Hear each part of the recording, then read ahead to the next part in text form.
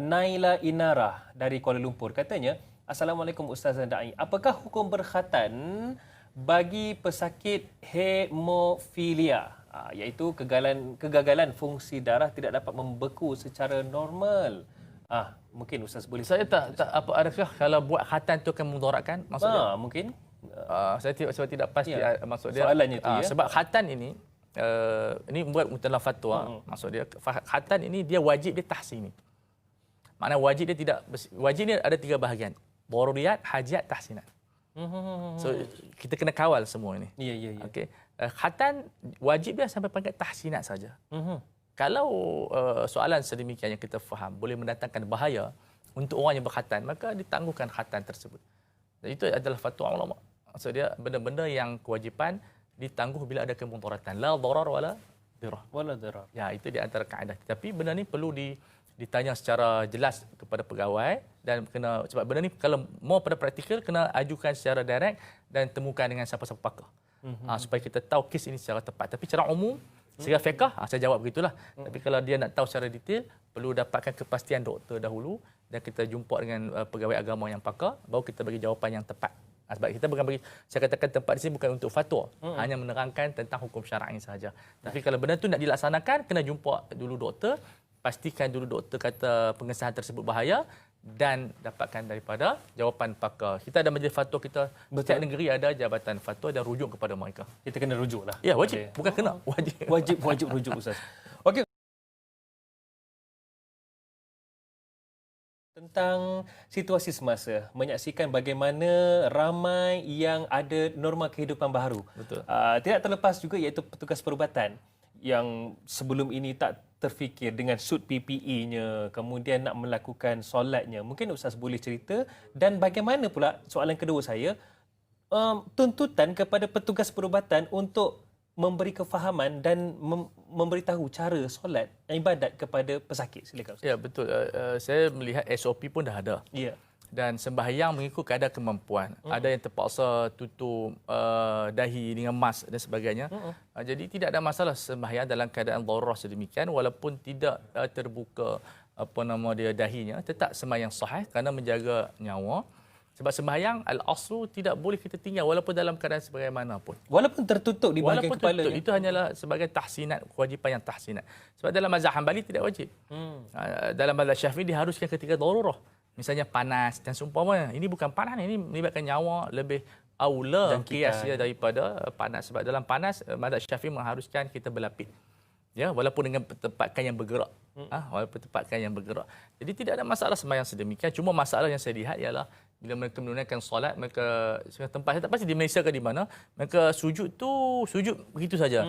Jadi saya cadangkan lebih aulanya kita letakkan bahan yang tinggi. Kerusi ke apa-apa supaya dia menggantikan tanah. Ya, kalau kita tak letak sejadah lah. Sebab untuk menjaga nyawa, jadi bila kerusi itu atau bantal itu bersambung dengan tanah, jadi hukumnya lebih bagus. Itu kaedahnya. Itu kaedahnya. Jadi selesai masalah. Orang kata kena sujud kat lantai. Kita sujud kat lantai cuma tinggi sikit lantai tu. Kita letak dengan kerusi yang kita boleh sujud. Jadi cuma sujud tu lebih rendah daripada rokok. Baik. Jadi ini di antara penyelesaian sebab fiqh ni dia bukan satu jawapan, dia banyak jawapan. Jadi kita tidak boleh hanya dengan satu jawapan kerana keadaan petugas-petugas berbeza. Dan mungkin ada yang boleh orang sembahyang awal waktu dan ada yang boleh lewat waktu, ada yang boleh buat jamak. Jadi ikut keadaan dia. Tak semestinya buat jamak. Kemungkinan dia buat lewat waktu.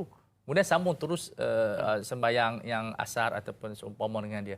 Ataupun kita katakan di sana ada kemudahan menyentuh pesakit tidak batal wudu. Yang batal hanyalah benda yang keluarkan angin, najis dan maksud dia buang hadas, buang air kecil atau air besar. Benda-benda yang ijma' saja. Sebab waktu ini lebih aula daripada melakukan umrah, tawaf dan sebagainya. Betul. Jadi benda-benda yang ringan, khilaf di antara ulama kita tinggalkan dahulu, ambil yang ijma' supaya yang penting mereka jaga sembahyang mereka. Dan kepada pesakit sudah tentu mesti ada di sana ustaz-ustaz yang terlibat di hospital menerangkan tetap kena bersembahyang ataupun doktor itu sendiri. Siapa-siapa tak kira lah doktor ke ustaz ke, yang penting penyampaian agama itu sampai kepada mereka. Dan perlu menunjukkan kaedah. Ya, apa sembahyang terkatil. Ya. Dalam keadaan yang mana dia mampu, kalau dia boleh berdiri, dia turun ke bawah dan tidak perlu ke surau. Surau ni untuk orang yang normal saja. Sebab tu saya katakan di hospital, surau ni bagi mereka mungkin bahagian HQ dan sebagainya, HR. Adapun doktor-doktor tak perlu ke surau. Sembahyang di tempat mereka bekerja. Ampalkan sejadah ataupun plastik ataupun kertas, sujud begitu saja. Jadi tak perlu kita bebankan pada doktor-doktor ke surau. Bila kita beban dia ke surau, itu yang menyebabkan dia tak sempat solat. Kalau dia berada dalam bilik pembedahan, sembahyang di celah-celah apa yang ada, ataupun di luar sedikit, ataupun bahagian-bahagian tempat yang dia boleh sembahyang. Jadi sembahyang ni wajib yang di ardu masajid. Semua tempat adalah tempat sembahyang, mereka tempat-tempat yang najis. Jadi tidak boleh kita menyusahkan mereka dalam keadaan waktu kita sekarang ini, kerana kita yang penting sembahyang dilaksanakan, nyawa terjaga.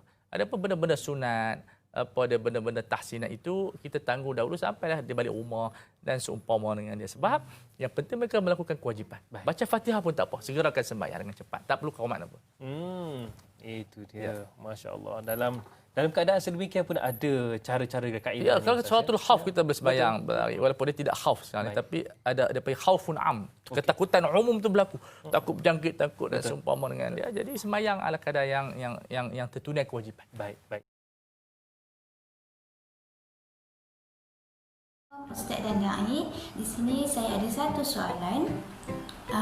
Isteri pertama tidak dapat mengandung dan dia ingin mendapatkan bantuan ibu tumpang daripada isteri kedua. Mohon pencerahan daripada Ustaz.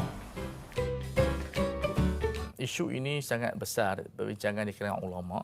Keputusan yang diambil oleh Majma' Fiqh Islami dan juga keputusan Majlis Fatwa Malaysia tak membenarkan mana-mana proses ibu tumpang. Tidak boleh. Walaupun daripada madunya. Kerana ovum berlainan, ovum dan rahim berlainan. Jadi permasalahan siapa jadi ibu? Pemilik ovum ke? Yang mengandungkan. Ataupun yang mengandungkan dan melahirkan. Ini muskilahnya. Tidak boleh ada ketaatan kepada dua pihak. Satu saja ibu dia. Jadi ulama Majma' Fiqh Islami telah mengharamkan, walaupun pada persidangan pertama mereka mengharuskan.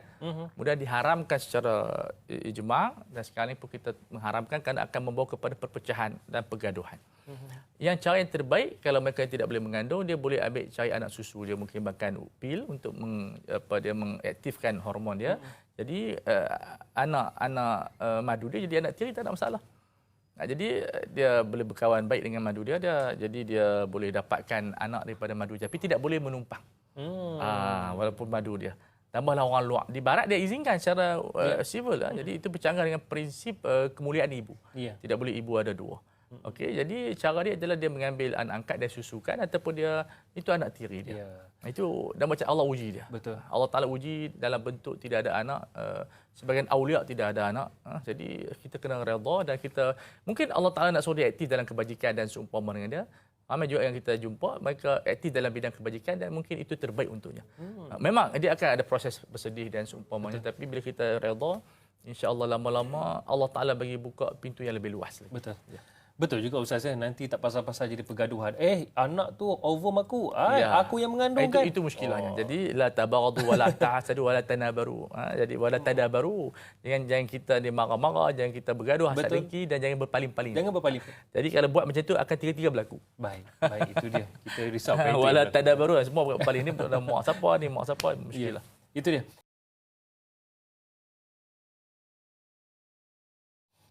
Bolehkah kita berubat menggunakan bahan yang mengandungi gelatin haiwan yang tidak disembelih? Ya, secara prinsipnya tidak boleh kerana yang kita haruskan daripada binatang-binatang yang disembelih. Cuma dalam waktu darurah kita haruskan. Tadi ada ubat yang lain itu biasa ad-darurah tubihul mahzurat. Wa darurah tu taqdiru biqadariha. So dalam keadaan sedemikian diharuskan. Tetapi prinsipnya sedemikian. Walaupun di sana ulama ada mengharuskan bila dibuat proses istihalah, transform. Cuma di Malaysia masa istihalah mereka tak benarkan secara kimia. Di Malaysia masih dalam perkitaran pandangan mazhab Syafi'i. Cuma benda ni boleh dibincangkan lagi sebab tidak ada ijma' di sana dan kita tahu kenapa maqasid mazhab Syafi'i tidak membenarkan istihalah bil ghairi, dipanggil al-istihalatu bil ghairi dengan menggunakan bahan kimia. Di antara maksud yang dihuraikan oleh sebahagian masyayikh saya, Syekh Al-Qaradari, ialah takut tak berubah. At-takhawuf ala istihalati, maksudnya dia bimbang tak berlaku perubahan 100%. So kebimbangan itu yang wujud. Tapi sekarang kita maklumat kita jelas. Kita mempunyai perkara yang sangat tinggi. Penghapusan bahan-bahan khinzir itu boleh berlaku. Jadi cuma benda ni berhajat kepada fatwa rasmi daripada Badan JAKIM dan seumpama dengan dia. Adapun peribadi saya membuka ruang yang luas untuk fiqh bergerak. Kerana ia merupakan satu kebaikan kepada kita semua. Tetapi untuk fatwa saya bukan ahli dia. Kita serahkan kepada pihak yang berkuasa. Tapi itu jawapan untuk ilmu. Ya, penjelasan itu sangat penting Ustaz. Supaya tidak celaru dan keliru nanti Ustaz ya.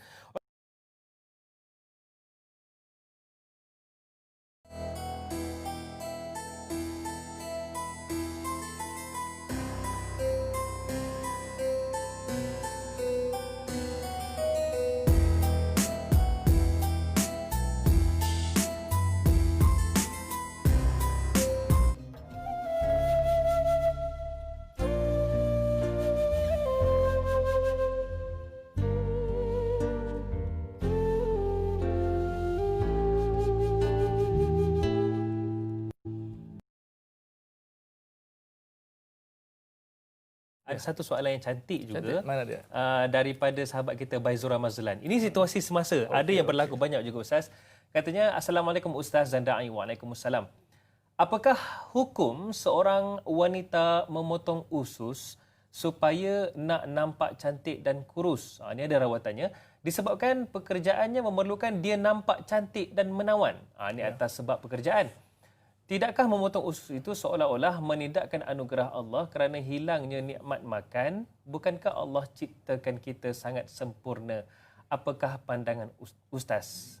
Dia ada niat dia ada dua tu. Yang pertama untuk pekerjaan, yang kedua untuk kecantikan. Ya, tindakan sedemikian bergantung kepada nasihat doktor dan juga niat kita. Sebab bila kita membuang sebahagian usus kita, memotong, dan tujuan kita untuk kesihatan. Sebab dia mendatangkan kesihatan yang baik, mengempiskan dan boleh mengawal juga gula kita.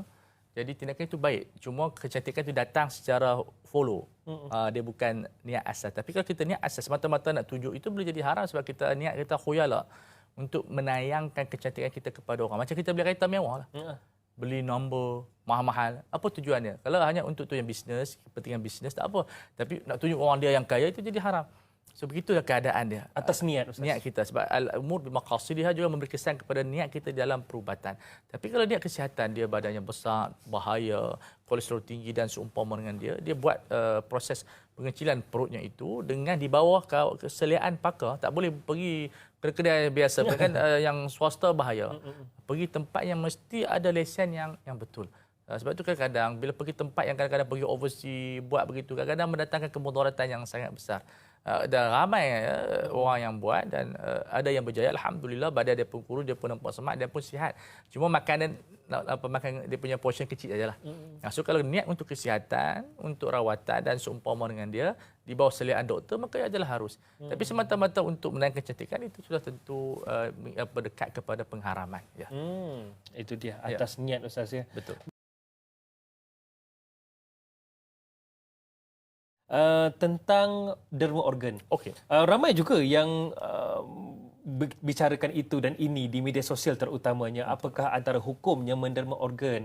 Adakah ia dibolehkan dalam Islam? Dan apakah dalilnya? Silakan. Ya, saya terkejut bila guru saya menulis dalam kitab fiqh mediknya dan membawa kitab hadis daripada Musnad Imam Ahmad menunjukkan mukjizat Rasulullah sallallahu alaihi wasallam. Man tasaddaqa bi syai'in min jasadihi kanat lahu sadaqatun aw kama qala. Siapa yang sedekahkan salah satu daripada anggota badan dia, subhanallah, maka dia mendapat pahala sedekah. Masya-Allah.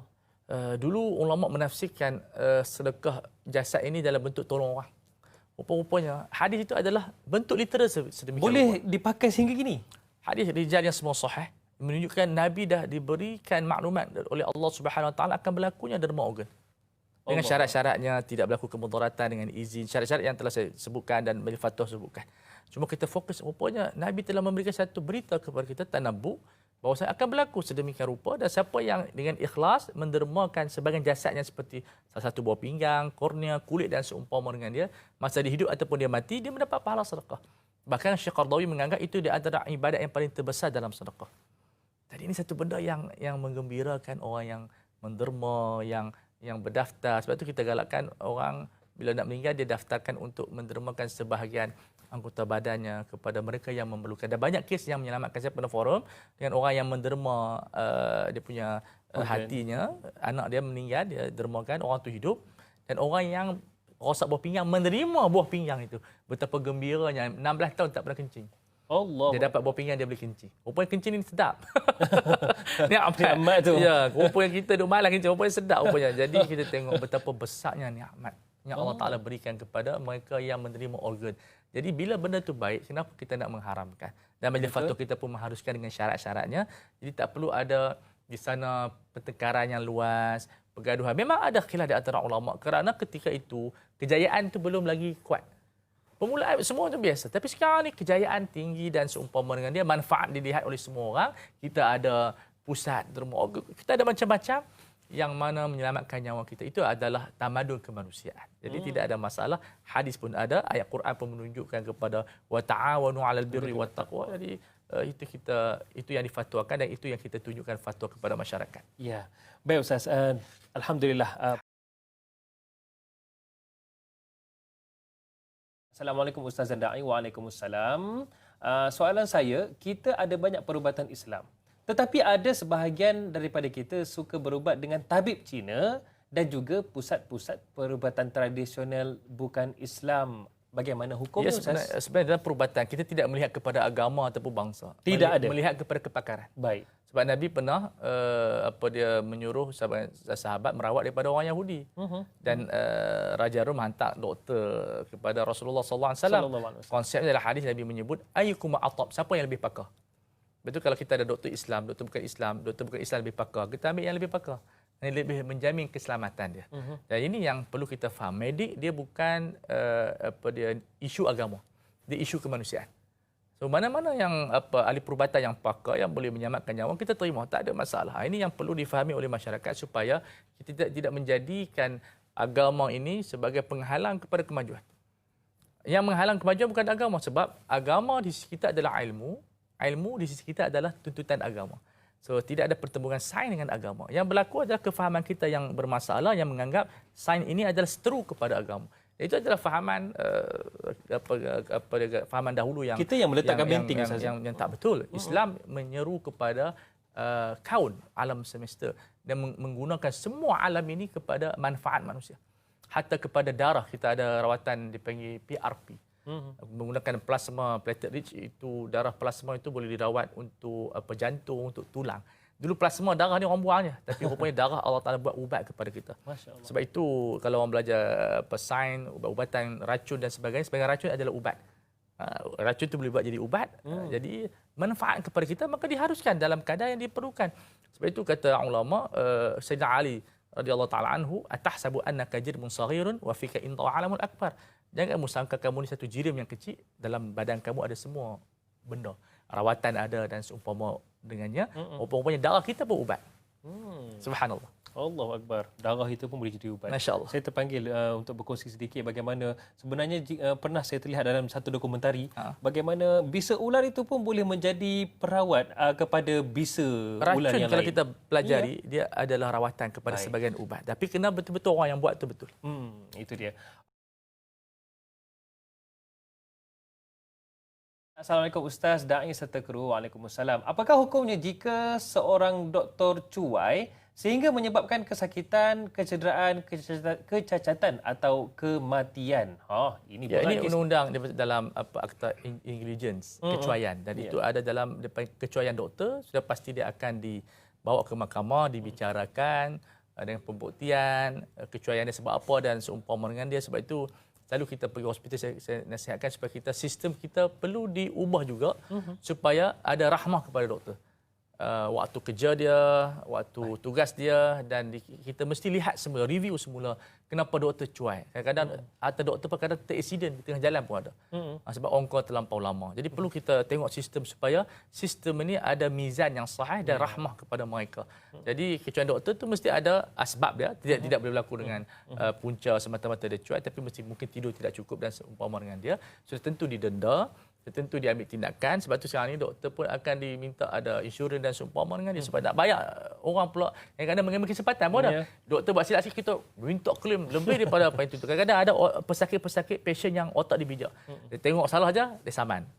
Dia biasa macam tu. Tapi kita kena berlaku adil. Kalau benda tu salah sungguh, kita bawa ke mahkamah dan kita bicara dengan baik. Tapi wa an ta'fu aqrabu littaqwa. Kamu maafkan itu lebih baik. Jangan jadikan hanya semata-mata kesalahan doktor untuk kita dapatkan duit.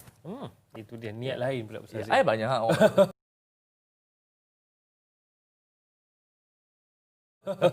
Okey Ustaz, soalan WhatsApp daripada sahabat kita. Kita bawakan.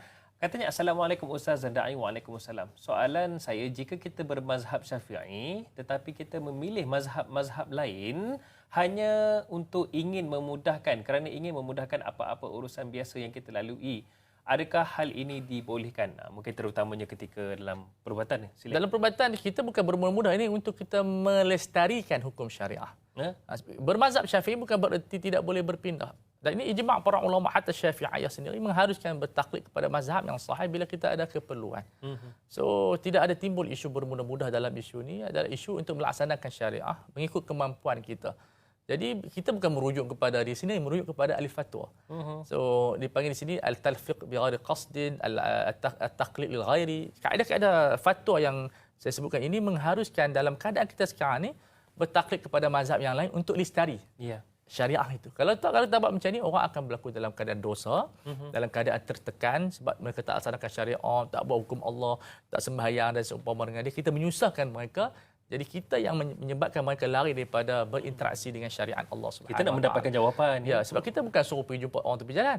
Jumpa ahli fatwa, pakar-pakar yang mempunyai kefahaman terhadap syariah yang sangat luas. Jadi bila ahli syariah yang fatwakan, tidak timbul isu bermudah-mudah di dalam mazhab. Baik, itu dia satu pelestarian itu sangat penting.